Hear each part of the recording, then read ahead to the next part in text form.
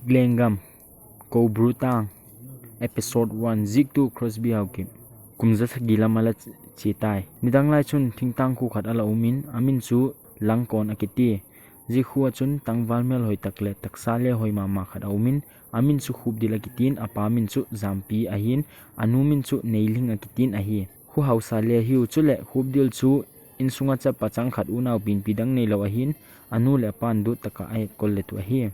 aneula ya patina melal hoin mimit alala mama hi akhang let khompi nunga hon hoya sa thei mama mai ui khub dilin na mel hoina chu mangin nungak tampi ahung nei ta chule nungak tampi akina sekun amina chi mama mai tai khosung nunga ho be philoin maljin nunga ho mitle alan hoya sa thei mama mai ui khub dilte chu mi hausa hiwin gan cha loi le bong le tampi ani ui amin na chi jik chun nunga hon khatve ki ho pi kha ku ahi le le ki pakun wang phama ma al hi sekoi alang khatin nunga ho chun khub dilung sina achang theina ding un khub dilung chu hol in aboi mama seku khub dil chu mimel hoi tak ahi jikin nungak le tampi hong nei tai kingai pi tampi ani wangin ama alungsung taka ngai ko ma umpui mi hausa hi ji ku chun anu le apa hong ki le sak tawin khosung chaga ho ahung musit pantaw chule zule sane in hin khu num takin homang taw ki thupi sak takin khub dil pantin thu agena khub dil pa khovel an nangula mi hausa le min thang na dim pathinin le ji za za thi ahung pe zo na dim kenla thil zo si ka nei ta atin akilet sakna paukam chu chunga van leng pa leng nun ong hetan sili chunga khub dil pa khu hausa jingjing theiding a hidim atiu in alaku pakhat in adon hu in ane ago zo si chunga van leng pa na pik a hi a hepu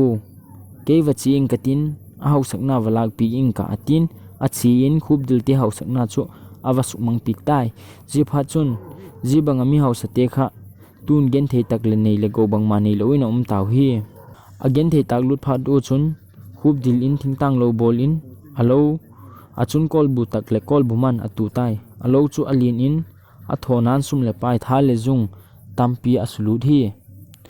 jia lo bol na mun achun chikhat omin ji chika tui chu achimin athing mama mai hi ji chik chu khub dilin ane ka hin ji takachun nga tampi omin khub dilin nga bom khat asan chikachun ado tai jingkal ma takin lo kun sekin anga bom chu avil sekin nga tampi pi ala ok se hi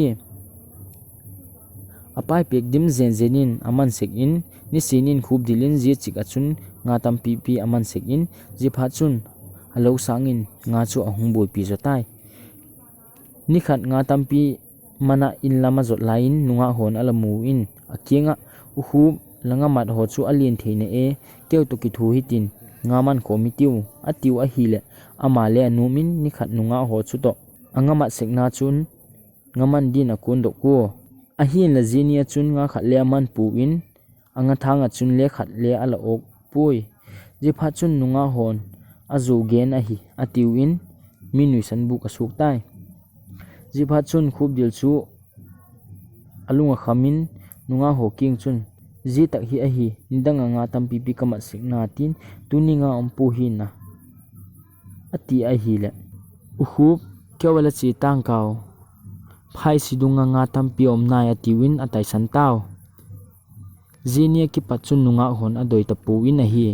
nunga ho chi zo chun khub dil chu alung na mama jingin anga bom chu asusitai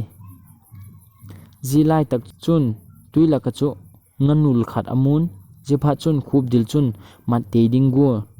nga chu adel velvel a ahin la anga thang chu asia tak zikin aman thei tapui jipha chun anga thang chu asiam phan avelin ado ki tai jingle nganul chu amat teiding ki nemin ki pak takin in lama zon tai ahin jini jana mangchun chika chu nungak mel hoi tak khat ala ki silin nungak nu chun dak pi khat akhain adak bi chu achumin a hile agit chu analin alung jungjung in a hile khub dilin hoi asan agugin anain chikachu ki chom lut in nungak nu chu aman tai jipha chun nungak nu chule kitomin khub dil king in heo ei tha in vai gileng kanu kapan ei hol mo kit in tinu ati ahile khub dil chun aking in lungsi takin ei chik chen pi in lain khuwa hungen the sak loading ka hi atin azol tai ahin la ama nun aking in nang mihing la hin ke to bangti ke cheng theding ahem hi thei pu na atin ahin la ama pa nu mong tapun akol chak deu in je pha chun nungak nu chule kitomin aking in heo hung tha kinin vai geleng kanu le kapalung nading ahiu atikitan ahin la khub dilin ike cheng dingla noplo ahi le hung tha pung ka atin je pha chun nungak nun le aking in chuti chu ahi le utang ka le het ding kha chu jingka la tho pha da hi le chikpanga hung langak ding ka hin lahung pha le lahung ki het sak masak ding ahi atin je pha chun ama le numin nungak nu chu atha dokin ahi le ji chu amanglam alahi jingka la tho pha din chik tuilo namun lama chun achi in chik mun aphak ding kun chun amang agyal do kidin je pha chun aman le amanga agyan gul khan a bol masan achi tai ahin atung chun koma aw amudik pun je pha chun abom sunga et a hi le soda pat alatu nganul chu a ok tan akipak talun amanin apai pek sunga khumin inlamin kipak takin akipuk tai ina tungchun anganul ma chutui taka hunding atin chamcha lan nga chu tuktan jing ding agotan ahi le heu lungsi takin nei thatkin kiti ogit a hen jipha chun amale alung akhamin ave changa ena kuma mupun anule apa kingin hepa tu nume khadhung paugit chu ku ahem atile anule apan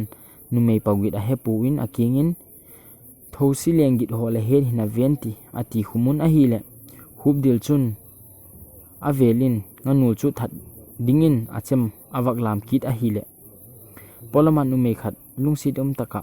akagi de hetai jipha chun polamin avapodin ku hem akap chutin ava et ahile kuma mudik pun jipha chun insunga hunglut kit a ahile angamat nganul chu ala tapun alunga nan anule pato akina kholo taw jipha chun thasi takin alolamin achi kitai alobu ka tungchun lungai taka akichut ahile gala chik lama pat in dak pigit ahen mime khatin la asagit ahetan jipha chun amale alung khamma ma phatin aventai chun achi nai dewin ayet ahile chikpanga chun nunga khat sungchunga chun akeng te ni tuila kapek lek chu amun kidanga samama zinga jipha chuna gukin angi min nai chana vet gu ka hile amanga amuzing nungak nu chu alahi ahin la khub dil chun amanga hi sakna lai hi amel hoi asatalun aman le gukin anain akinga tungding kon chun akichom lurin ahile numei nu chu alaw talun tuilakin akisep thatan jipha chun adel lutin nungak nu chu akhut te ni atun akaiding ahile nungak nu chun lungham takina ena khub dilin nungak nu mel hoi taka ayat chun hoi asatalun jipha chun kichen piding azol kitai ahin la amanu na kingin heu leilung silowa thading leigu dhilomo atie jipha chun khub dilin thilum dan chu ahung he thiam tan nungak nu kingin ngaidam donin jipha chun numei nun akingin heu leilung si talaji dinga leipui noma hile akhok pui himale kanule kapa vahe saging katin jizo pha chule kicheng nai ti atin ahin khub dilanum pon ulo sa san aziding an ki puitai khusunga tungu chun akhumi pi teu chu alien aneu atayun chigem ending in aki phulului jingui amu josin hoi asavekun chule khub dil nu le pa le aki pak ma mai ui anu le pa chigem chu adoi un alung sit ma mai un ki pak takin om khom taw ahin la chikem chu inlama akile ki lo phadin anu le apa alung wanan aki chengni wajing ni takin akhu chu huile gu ki thun amut a akhumi pi teu again thei mama taw jipha chun chikyemin le ahetan apasal khub dil king chun heu ina vachi ing katin kanu le kapa vazol lungdam ing ka ahuti lo ahi le hui le gu hi phalo ding ahi atin ahin la hup dil anum ta poi angai poi lanu le lapa kinga la chi ahi le hungki le ki talo ding la hi atin azinu angai tak lu ji ka chun aphal ta poi ji zo chun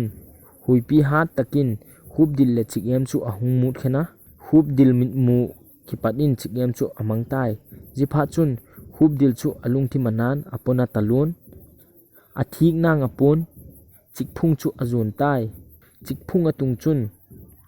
aki kowin kapi le kapu ka zinu la hung pik lo ahi le ka kap ding la hiu atin alung anama ma tai chun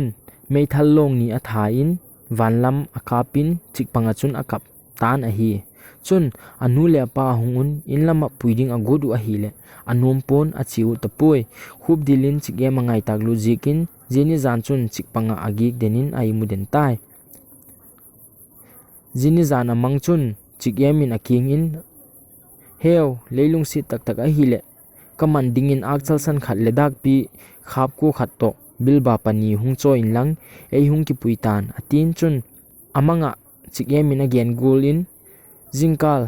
atho thoi in lam zonin anu le pa he saktai je pha chun anu le pa lungi mama tawin apu pau khanga padala koyu